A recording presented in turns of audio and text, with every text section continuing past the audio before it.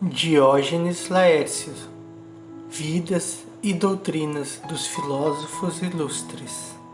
Livro 1. Proêmio. Segundo alguns autores, o estudo da filosofia começou entre os bárbaros. Esses autores sustentam que os persas tiveram seus magos, os babilônios ou assírios, seus caldeus, e os indianos, seus gnosofistas. Além disso, entre os celtas e gálatas encontram-se os chamados druidas ou veneráveis, de acordo com o testemunho de Aristóteles em sua obra O Mágico e de Sótion no livro 23 de sua obra Sucessões dos Filósofos. As mesmas autoridades dizem que Mocos era fenício, Zamolxis era trácio e Atlas era líbio. Para os egípcios, Efaístos era filho do Nilo e com ele começou a filosofia, sendo os sacerdotes e profetas seus principais expoentes. Efaístos teria vivido 48.863 anos antes de Alexandre o Macedônio. Nesse intervalo, ocorreram 373 eclipses do Sol e 832 eclipses da Lua. Quanto aos magos, sua atividade teve início com Zoroastros, o persa, 5.000 anos antes da queda de Troia, de conformidade com o platônico Hermódoros em sua obra da matemática. Entretanto, o Lídio Xanthus calcula o decurso de 6.000 anos entre a época de Zoroastros e a expedição de Xerxes, e após Zoroastros, ele enumera uma longa sucessão de magos, cujos nomes seriam os Tanas, Astrampsicos, Góbrias e Passatas, até a conquista da Pérsia por Alexandre o Grande. Esses autores ignoram que os feitos por eles atribuídos aos bárbaros pertencem aos helenos, com os quais não somente a filosofia, mas a própria raça humana começou.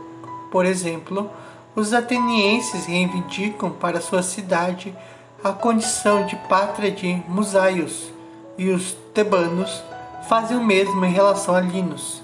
Dizia-se que Musaios, filho de Eumolpos, foi o primeiro a compor uma teogonia e uma esfera, e sustentou que todas as coisas procediam da unidade e revertiam a ela.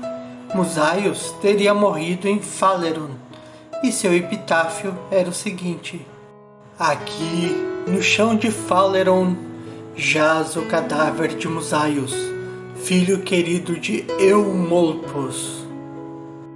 Os Eumólpidas de Atenas tiraram seu nome do pai de Musaios.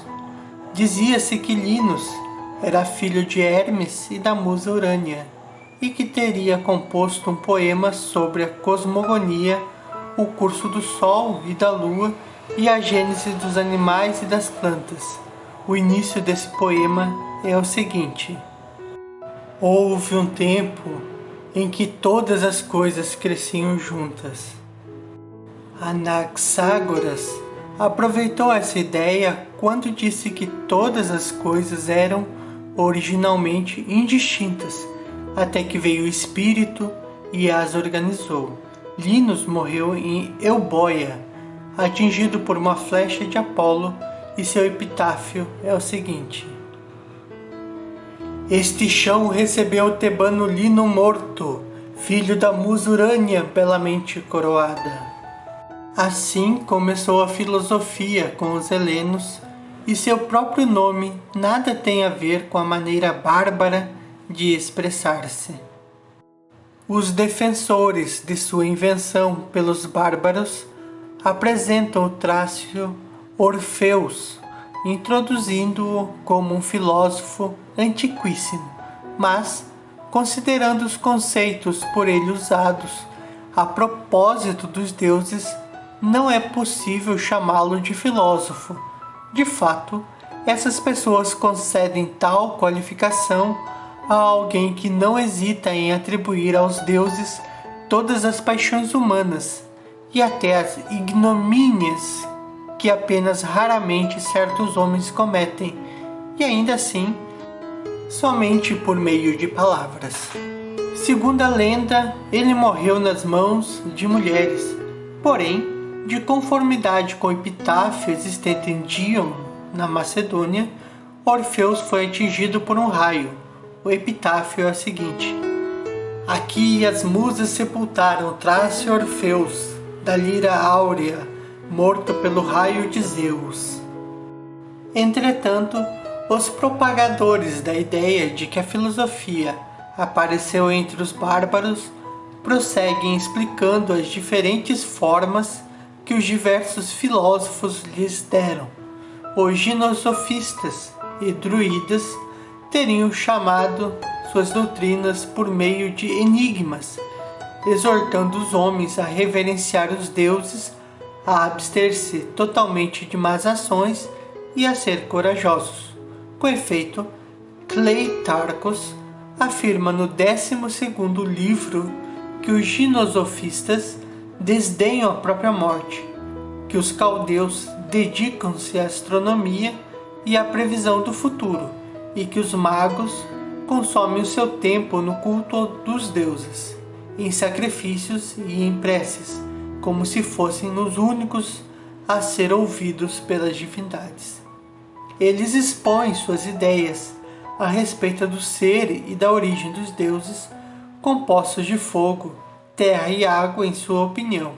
Condenam o uso de imagens, principalmente o erro de atribuir diferenças de sexo às divindades.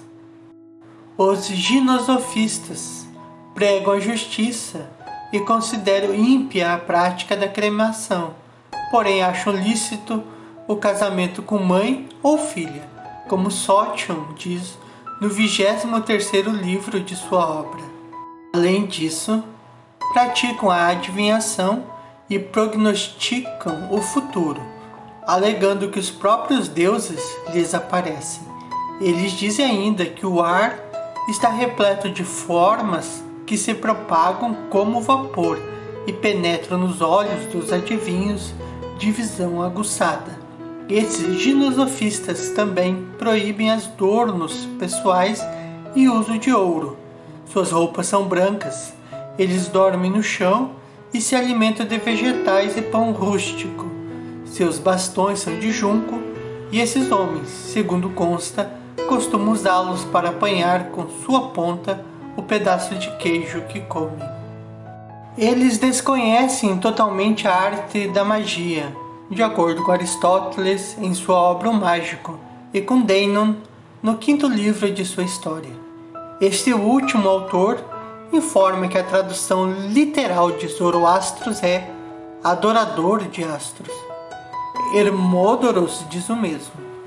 No primeiro livro do seu diálogo da filosofia, Aristóteles afirma que os magos são mais antigos que os egípcios, acrescentando que acreditam em 2 princípios, o espírito bom e o espírito mau, um chamado Zeus ou Oromazdes e outro Hades ou Arimânios. O mesmo dizem Hermipos em seu primeiro livro dos Magos, Eudoxos em sua obra Viagem em Volta ao Mundo e Teofrastos no 8º livro de sua Filípica. O último desses autores acrescenta que, de acordo com os magos, os homens viverão uma existência futura e serão imortais, e que o mundo continua a existir graças às suas preces. Eudemos de Rhodes confirma essas informações, mas Hecataios declara que, de conformidade com eles, os deuses haviam sido gerados.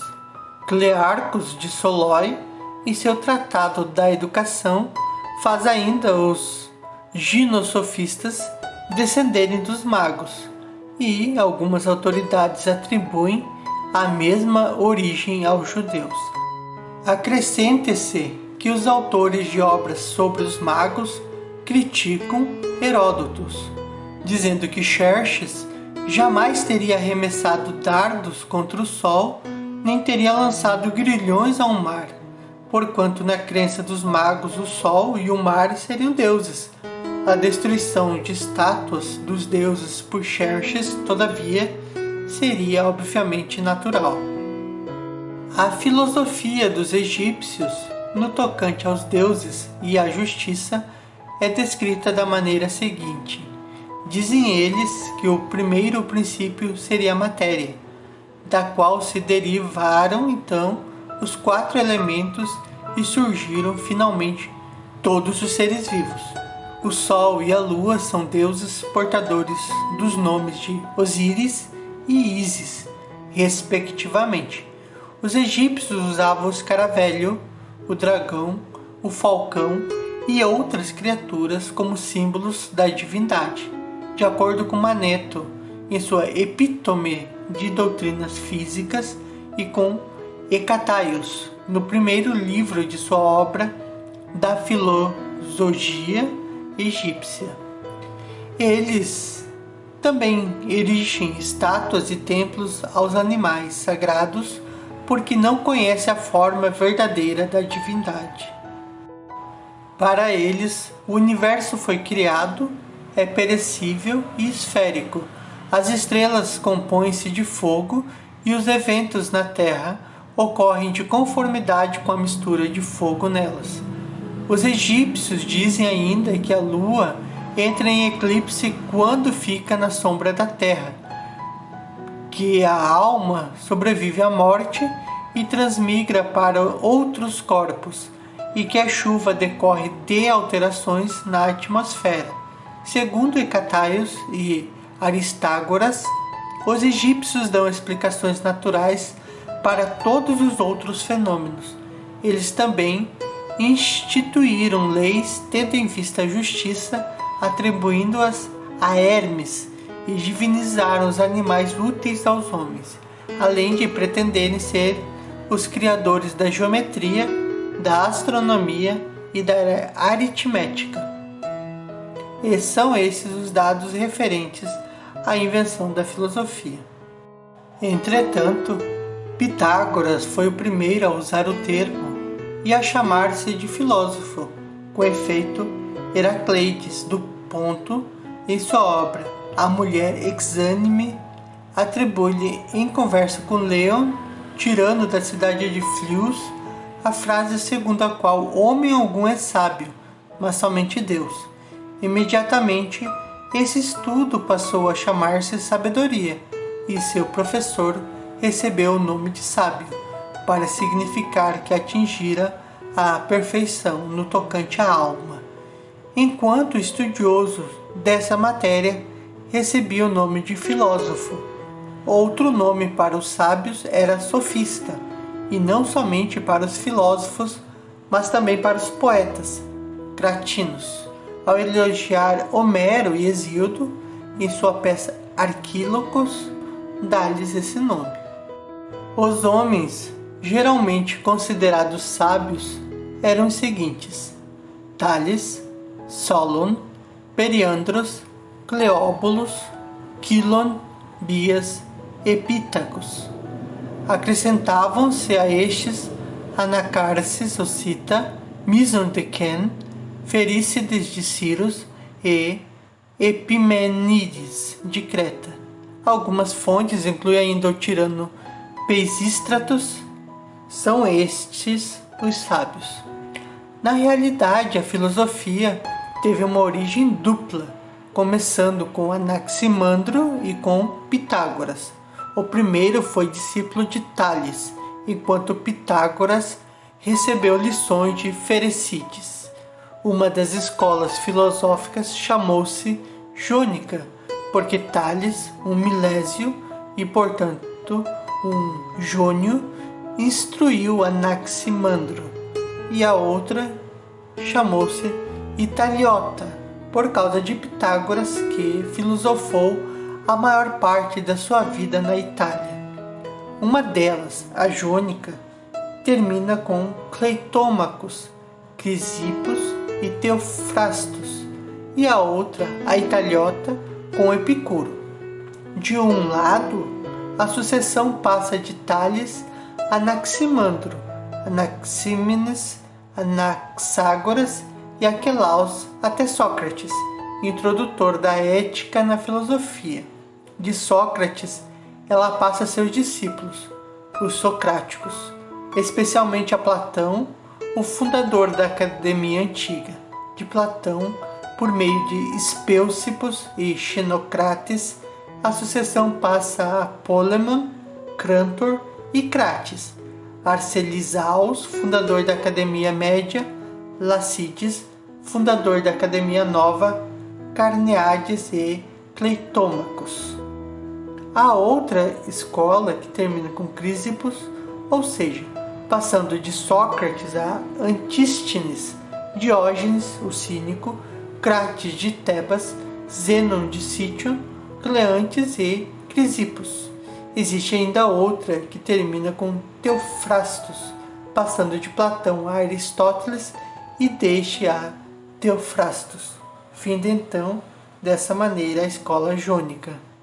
A escola italiota apresenta a seguinte sucessão: Ferecides a Pitágoras, a Telauges, filho deste último, a Xenofanes, Parmênides, Zenon de Elea, Leucipo, Demócrito, que teve numerosos seguidores, principalmente Nausifanes, e finalmente Epicuro.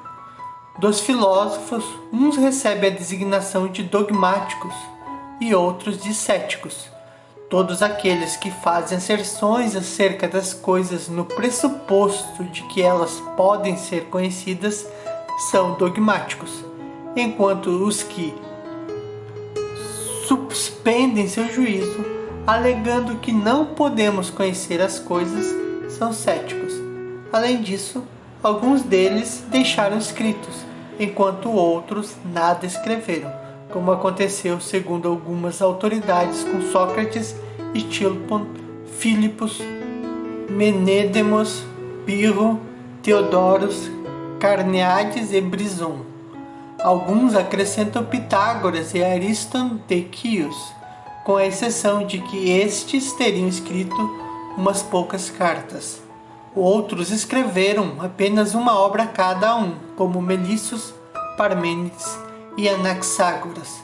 Zenon escreveu muitas obras, Xenofanes mais ainda, Demócrito mais ainda e Aristóteles ainda mais.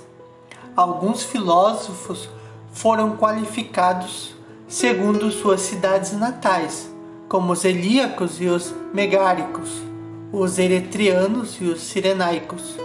Outros segundo os locais onde funcionavam suas escolas, como os acadêmicos e os estoicos. Outros em função de circunstâncias acidentais, como os peripatéticos. Outros ainda por causa de apelidos pejorativos, como os cínicos. Outros por suas inclinações particulares, como os eudemonistas. Outros por sua presunção que alimentavam, como os amantes da verdade, os refutacionistas ou analogéticos. Outros ainda por causa de seus mestres, como os socráticos, epicuristas e semelhantes. Alguns adotavam o nome de físicos em decorrência de suas investigações a respeito da natureza.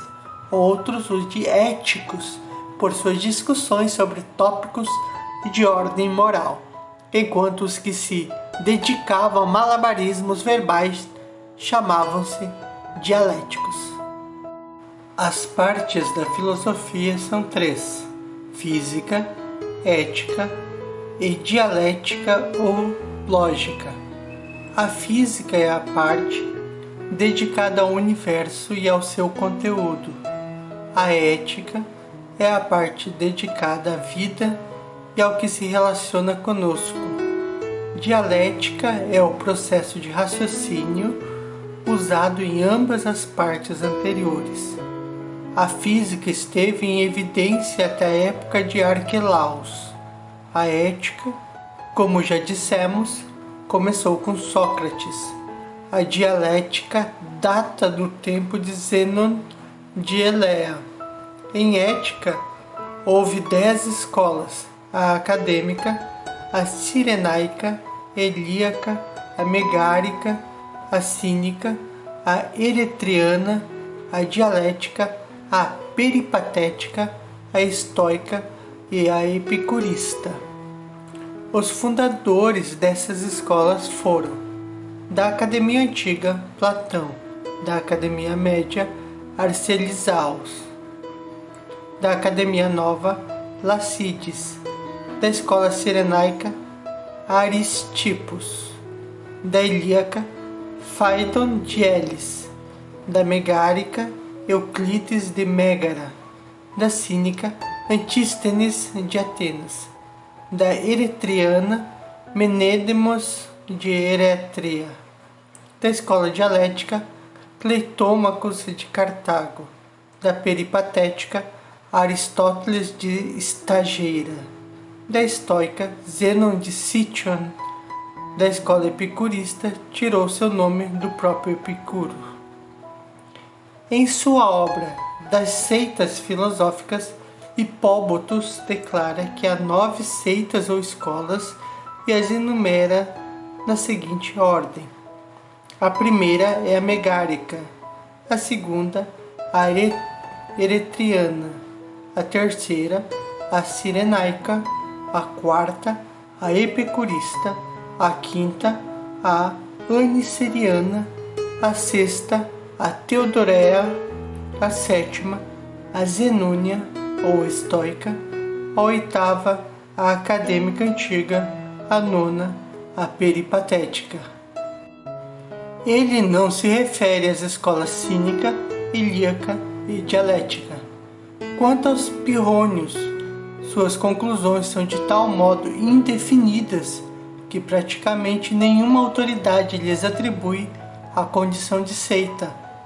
Algumas autoridades acolhem suas pretensões sob certos aspectos, mas não sob outros.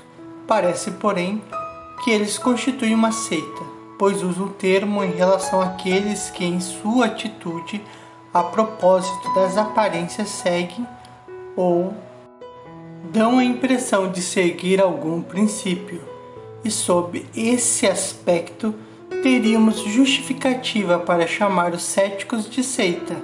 Entretanto, se tivermos de entender por seita uma tendência a favor de doutrinas positivas coerentes, já não poderemos qualificá-los de seita, pois eles não têm quaisquer doutrinas positivas. Eis aí os primórdios da filosofia, seu desenvolvimento subsequente, suas várias partes e o número de seitas ou escolas filosóficas. Mas, ainda há pouco tempo, foi fundada uma certa escola eclética por Potamon de Alexandria, que elaborou uma seleção de doutrinas de todas as seitas existentes. Como o próprio autor declara em seus Elementos de Filosofia, Potamon adota como critério da verdade aquilo que forma o juízo, ou seja, o princípio dominante da alma, e o instrumento usado, por exemplo, a percepção mais acurada. Seus princípios universais são a matéria e a causa eficiente, a qualidade e o lugar, pois aquilo de que e por que uma coisa é feita, bem como a qualidade com que o lugar em que algo é feito, são princípios. O fim a que ele subordina todas as variações é a vida levada à perfeição em todas as formas de excelência, sendo as vantagens naturais corpóreas e ambientais indispensáveis à consecução desse objetivo. Resta-nos falar dos próprios filósofos individualmente e, em primeiro lugar, de Tales.